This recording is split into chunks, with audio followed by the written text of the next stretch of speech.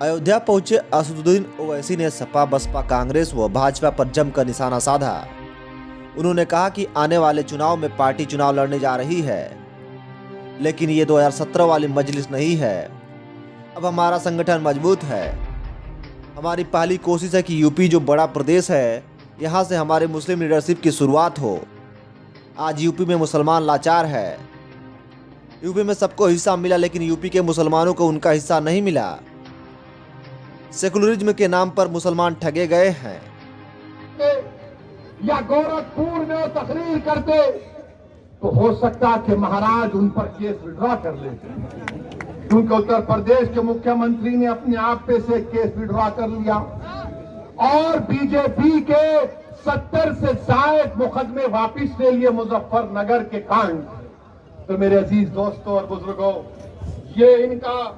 ये तमाम इनके कारनामे हैं।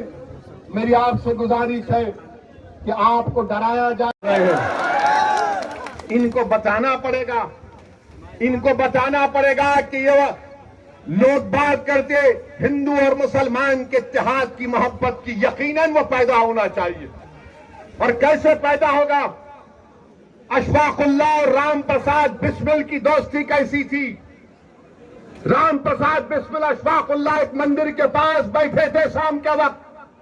एक मुसलमान आ गए मंदिर पर हमला करने के लिए, तो अशफाकुल्लाह ने अपना रिवॉल्वर निकाल कर कहा, खबरदार, तुम मंदिर पर हमला नहीं करोगे वरना अशफाकुल्लाह फायर करेगा। ये मोहब्बत की मिसालें थी। क्या आपको मालूम?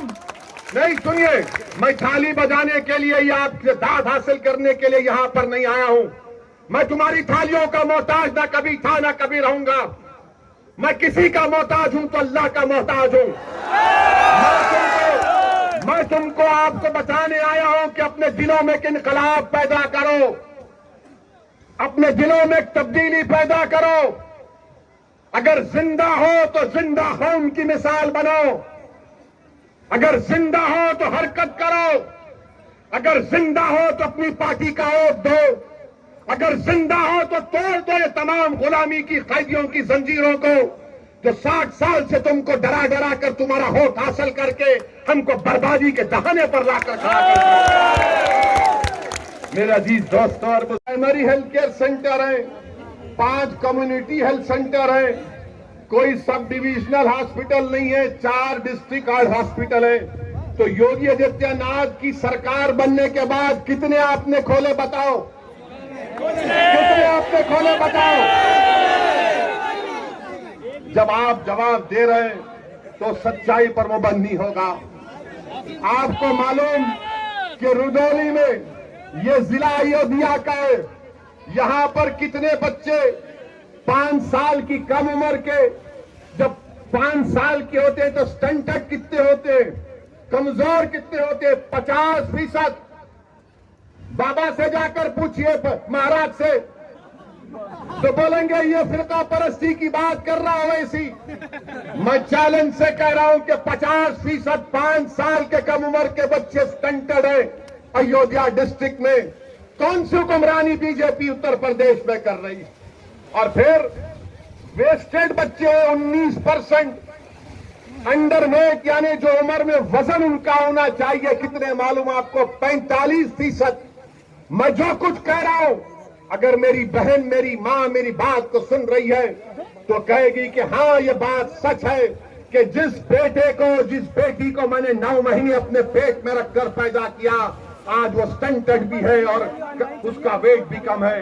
मेरे अजीज दोस्तों और बुजुर्गों, वहीं पर ये सरजमीन, हम जब यहां पर आ रहे थे तो 2 दिन से हमारे माशाल्लाह मीडिया के बड़े बड़े लोग बोलना शुरू कर दिए कि ओवैसी अयोध्या को नहीं जा रहे हैं, ओवैसी अयोध्या का नाम नहीं लेते हैं। मैंने कहा, भाई साहब, अयोध्या भी भारत में है, फैजाबाद भी भारत में है और ओवैसी भी भारत में है। अब फैजाबाद की तारीख इनको नहीं मालूम, जो शाम में 6 बजे टीवी पर बैठते हैं, 8 बजे बैठते हैं, 9 बजे बैठते हैं। ऐसा बैठकर भाषण देते हैं, खुतबा देते हैं और ऐसा देते हैं कि बस नरेंद्र मोदी उनको देखे तो कहे कि ये तो मेरा घर वाला है। क्या कहा उन्होंने कि ओवैसी को अयोध्या नहीं जा रहे। मेरे भाई, अयोध्या भी जाएंगे, क्यों नहीं जाएंगे? हम जब कश्मीर गए तो अयोध्या नहीं जाएंगे। और फैजाबाद की तारीख, इनको नाम फैजाबाद से इतनी जलन क्यों है? पेट में दर्द क्यों होता है? फैजाबाद की जेल में क्या अशफाकुल्लाह को फांसी नहीं दी गई थी? क्या फैजाबाद की जेल में अशफाकुल्लाह को जब फांसी दी जा रही थी तो क्या अशफाकुल्लाह जब फांसी के फंदे पर जा रहा था तो उसकी जबान पर कुरान की आयतें थी? जब अशफाकुल्लाह फांसी के फंदे पर गया तो रास्ते में जेल के लोगों से मिलकर कहा कि खुदा हाफिज, मैं अपने रब से मिलने जा रहा हूं। क्या अशफाकुल्लाह ने जब फांसी का फंदा लेकर उसको चूमा और अपने गले में डाला तो पूछने वाले ने पूछा कि बता मरने वाले, तेरी आखिरी ख्वाहिश क्या है? तो अशफाकुल्लाह ने क्या ये नहीं कहा कि ला के रख दे खाके वतन मेरे कफन में? ये मोहब्बत के मज़ार अशफाकुल्लाह ने किए। ये हमको बोलना पड़ता है। और फिर मजलिस पर इल्जाम लगाया जाता है कि मजलिस इत्तेहाद और मुस्लिमीन वोट काटने के लिए आती है। मेरे अजीज दोस्तों और बुजुर्गों, मजलिस किसी को काटने को नहीं आती, मजलिस जोड़ने को आती है। और मजलिस ये काम करके रहेगी इंशाअल्लाह ताला।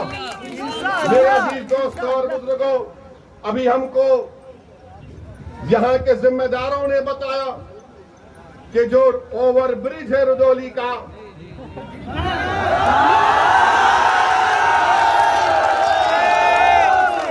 अब आप जाकर समाजवादी के लोगों से पूछेंगे ओवरब्रिज क्यों नहीं बना 2 साल से?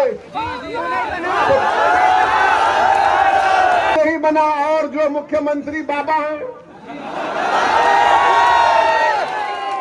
बाबा को भी पता नहीं है।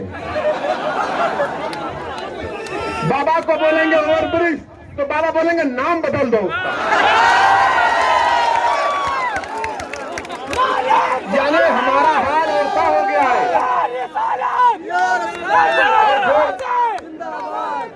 ओवरब्रिज नहीं होने की बिना पर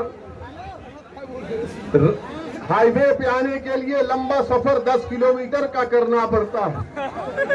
और दूसरी बात यह है कि यहाँ पर जो कम्युनिटी हेल्थ सेंटर है माशाल्लाह खंडेर में तब्दील हो चुका है।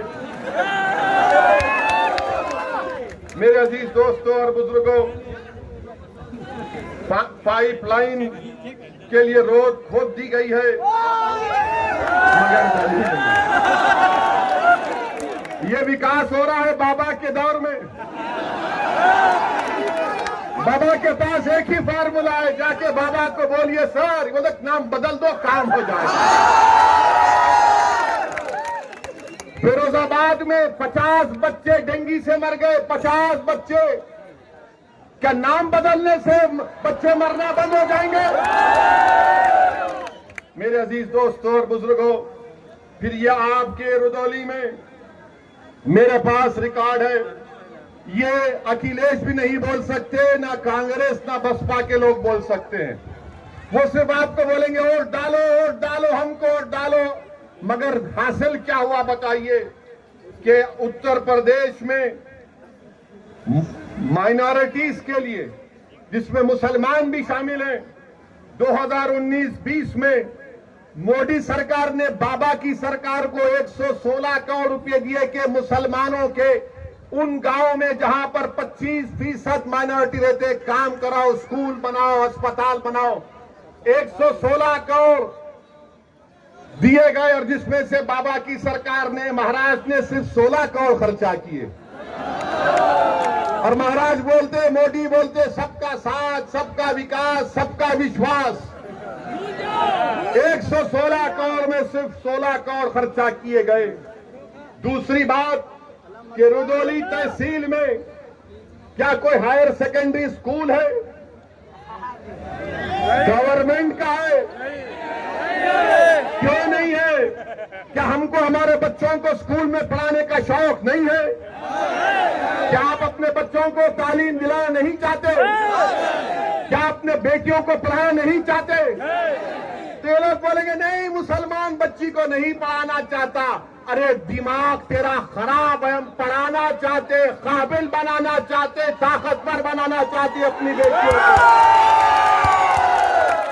इनको अफगानिस्तान के लड़कियों पर जुल्म की बड़ी फिक्र है, मगर रुदौली में बच्चियों के पढ़ने के लिए स्कूल नहीं है। ये इनका दोगला दोहरा चेहरा है। और फिर आप देख लीजिए कि फिर उत्तर प्रदेश की बाबा की सरकार ने कहा कि कोविड आया तो मई में फैसला किया कि ऑनलाइन स्कूलों को स्कूल में तालीम दी जाएगी। आपको मालूम मेरे भाई, आपके रुदौली में कितने टीचर को कंप्यूटर इस्तेमाल करना आता?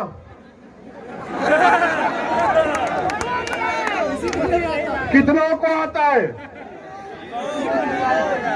ये हाल यहां पर